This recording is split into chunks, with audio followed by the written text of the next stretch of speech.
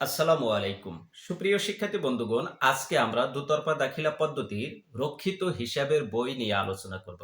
তো দুতরফা দাখিলা পদ্ধতিতে কি কি বই হিসাবে রক্ষণ করা হয় বা কি কি বইগুলো আমরা হিসাবে সুবিধার্থে বা ব্যবহার করি সেই বিষয়গুলো নিয়ে আজকে আলোচনা করব। বা কোন লেনদেনের জন্য কোন হিসাব বই দরকার, এই বিষয়গুলো আমরা বিস্তারিত শিখব। তো দুতরফা দাখিলা পদ্ধতিতে হিসাবের বই প্রধানত প্রধানত কয়টি? ২টি। এক হলো জাবেদা বই, আরেকটি হলো খতিয়ান বই। জাবেদাকে হিসাবের প্রাথমিক বই বলা হয়, আর খতিয়ানকে হিসাবের পাকা বই বলা হয়। তো জাবেদা কি? জাবেদা হলো লেনদেনগুলোকে বিশ্লেষণ করে তারিখের ক্রম অনুযায়ী প্রথমে ডেবিট ক্রেডিট নির্ণয় করে প্রাথমিকভাবে যে বইতে লিপিবদ্ধ করা হয় সেটি হলো জাবেদা। আর খতিয়ান কি? খতিয়ান হলো এই জাবেদা থেকে উৎপৃত্ত লেনদেনগুলো বিশ্লেষণ করে প্রতিটি হিসাব আলাদা আলাদা শিরোনামে এন্ট্রি করে যে বই তৈরি করা হয় সেটি হলো খতিয়ান বই। আর খতিয়ান বই হলো হিসাবের পাকা বই বা চূড়ান্ত বই। ঠিক আছে?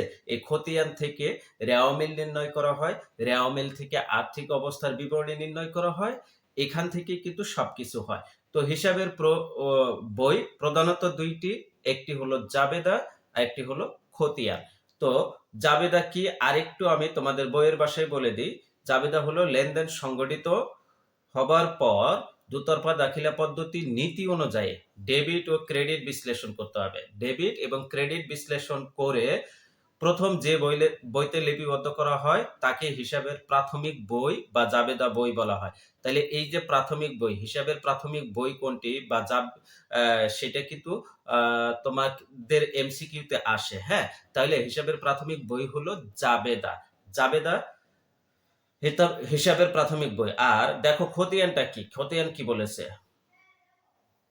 খতিয়ান বলেছে জাবেদায় লিপিবদ্ধ করতেও লেনদেন সমূহকে শ্রেণীবিন্যাস করে।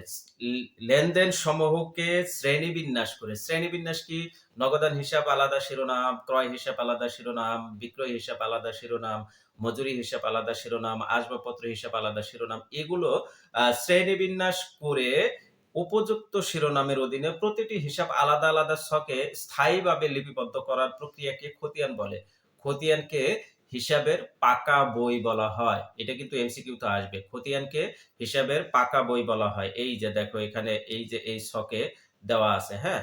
এই ছকে কিন্তু বলা আছে খতিয়ানকে হিসাবের পাকা বই আর জাবেদাকে হিসাবের প্রাথমিক বই বলে। ঠিক আছে? এখন জাবেদা এবং খতিয়ান সম্পর্কে আমরা জানতে পারলাম। জাবেদা কি? দুতরফা দাখিলা পদ্ধতি নীতি অনুসরণ করে ডেবিট ক্রেডিট পক্ষ বিশ্লেষণ করে যে প্রাথমিক বইতে লিপিবদ্ধ করা হয় সেটি হলো জাবেদা। জাবেদাকে হিসাবের প্রাথমিক বই বলা হয়। আর খতিয়ান হলো লেনদেন সমূহকে শ্রেণীবিন্যাস করে উপযুক্ত শিরোনামের অধীনে প্রতিটি হিসাব আলাদা আলাদা করে লিপিবদ্ধ করাকে খতিয়ান বলা হয়। খতিয়ান হলো হিসাবের পাকা বই। এখন আসো জাবেদার প্রকারভেদ। তো জাবেদার প্রকারভেদ রয়েছে। জাবেদাকে মোট ৭টি ভাগে ভাগ করা যায়। কয়টি ভাগে? মোট ৭টি ভাগে। ঠিক আছে? এই ৭টি ভাগের মধ্যে প্রথম হলো ক্রয় জাবেদা, দ্বিতীয় হলো বিক্রয় জাবেদা, তৃতীয় হলো ক্রয় ফেরত জাবেদা, চতুর্থত হলো বিক্রয় ফেরত জাবেদা, পঞ্চম হলো নগদ প্রাপ্তি জাবেদা, ষষ্ঠ হলো নগদ প্রদান জাবেদা, সপ্তম হলো প্রকৃত জাবেদা। ঠিক আছে? এই ৭টি জাবেদা রয়েছে। ঠিক আছে? তাহলে জাবেদাকে বিশ্লেষণ করলে কয়টি অংশে ভাগ করা যায়? ৭টি অংশে। তাহলে কি? ক্রয় জাবেদা প্রথম, দ্বিতীয় হলো বিক্রয় জাবেদা, তৃতীয় হলো ক্রয় ফেরত জাবেদা, চতুর্থ হলো বিক্রয় ফেরত জাবেদা, পঞ্চম হলো নগদ প্রাপ্তি জাবেদা, ষষ্ঠ হলো নগদ প্রদান জাবেদা এবং সপ্তম নাম্বার হলো প্রকৃত জাবেদা। তো এই জাবেদাগুলো আলাদা আলাদা বৈশিষ্ট্য বহন করে। যেমন ক্রয় জাবেদায় বিক্রয় রিলেটেড কোনো লেনদেন যাবে না বা বিক্রয় জাবেদায় ক্রয় রিলেটেড কোনো লেনদেন যাবে না। নগদ প্রাপ্তি বা নগদ প্রদান জাবেদায় নগদ রিলেটেড লেনদেন ব্যতীত অন্য কোনো লেনদেন যাবে না। ঠিক আছে?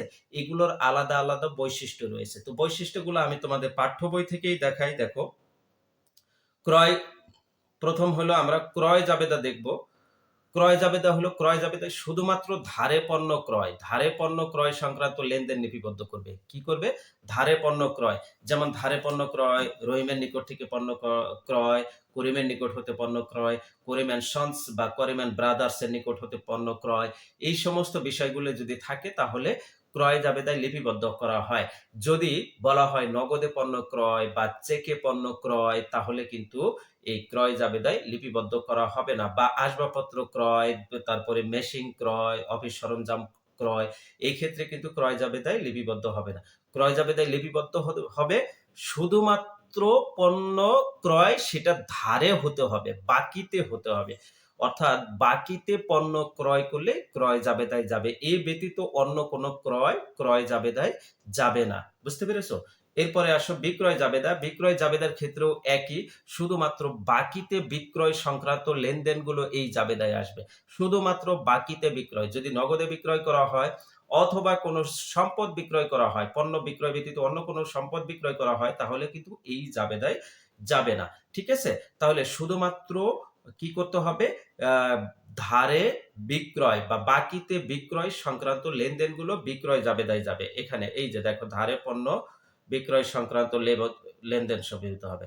এরপর ক্রয় ফেরত জাবেদায় ধারেকৃত, এই যে ক্রয় ফেরত জাবেদায়, অর্থাৎ এই যে ১ নাম্বার ক্রয় ফেরত জাবেদায় যেটা লিপিবদ্ধ করলা, এটা যদি কখনো ফেরত দেওয়া হয় তাহলে ক্রয় ফেরত জাবেদায় যাবে। অর্থাৎ ধারে ক্রয়কৃত পণ্য আ ফেরত দেওয়া হলে সেটি ক্রয় ফেরত জাবেদায় লিখতে হয়। ধারে ক্রয়কৃত। ঠিক আছে? ক্রয় ফেরত জাবেদায় ধারেকৃত পণ্য ফেরত সংক্রান্ত ধারে। যদি নগদে পণ্য ক্রয় করে ফেরত দাও সেটা কিন্তু এই ক্রয় ফেরত জাবেদায় যাবে না। ঠিক আছে? বিক্রয় ফেরতের ক্ষেত্রেও তাই, ধারে বিক্রয়কৃত পণ্য যদি ফেরত আসে তাহলে বিক্রয় ফেরত জাবেদায় লিখতে হয়। ঠিক আছে? ধারে বিক্রিত পণ্য ফেরত সংক্রান্ত লেনদেন এখানে লিখতে হয়। এখন গেল ক্রয় জাবেদা, বিক্রয় জাবেদা, ক্রয় ফেরত জাবেদা, বিক্রয় ফেরত জাবেদা।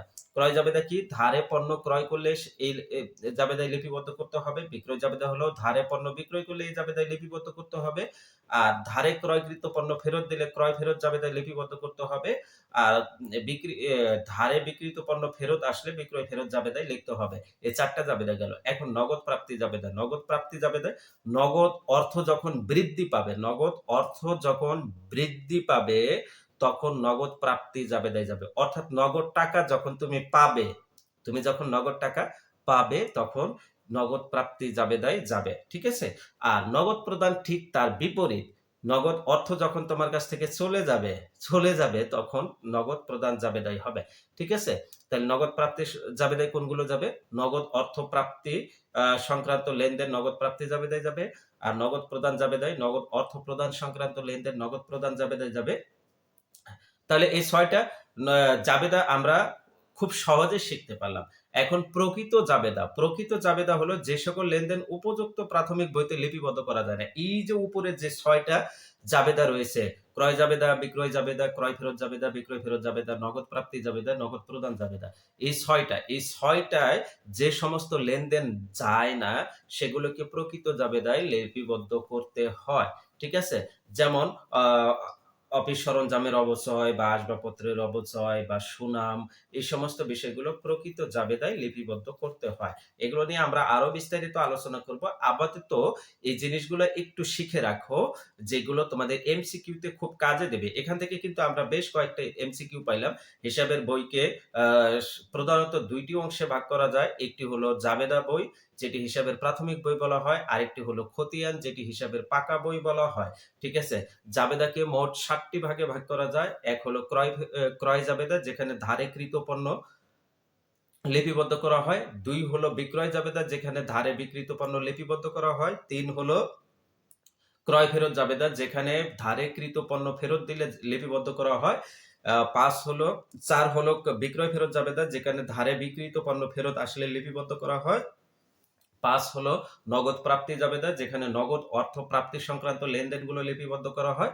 তারপরে হলো ৬ হলো নগদ প্রদান জাবেদা, যেখানে নগদ অর্থ প্রদান সংক্রান্ত লেনদেনগুলো লিপিবদ্ধ করা হয়। ৭ হলো প্রকৃত জাবেদা, যেখানে এই যে ৬ টি জাবেদায় যে লেনদেনগুলো লিপিবদ্ধ করা যায় না, সেগুলো ৭ নাম্বার জাবেদায়, প্রকৃত জাবেদায় এসে লিপিবদ্ধ করতে হয়। তো এই বিষয়গুলো আমরা জানলাম। আগামী ক্লাসে অবশ্যই আমরা হিসাব চক্র নিয়ে বিস্তারিত জানবো। সবাই ভালো থাকো, সুস্থ থাকো। আর এখান থেকে কোনো প্রশ্ন থাকলে অবশ্যই আমাকে জানাবে। সেই সাথে তুমি তোমাদের এই ক্লাসটা তোমার বন্ধুদের সাথে শেয়ার করে দিবে। তোমার বন্ধুদেরকেও দেখার সুযোগ করে দিবে। সেই প্রত্যাশা রেখে আজকে বিদায় নিচ্ছি। আল্লাহ হাফেজ।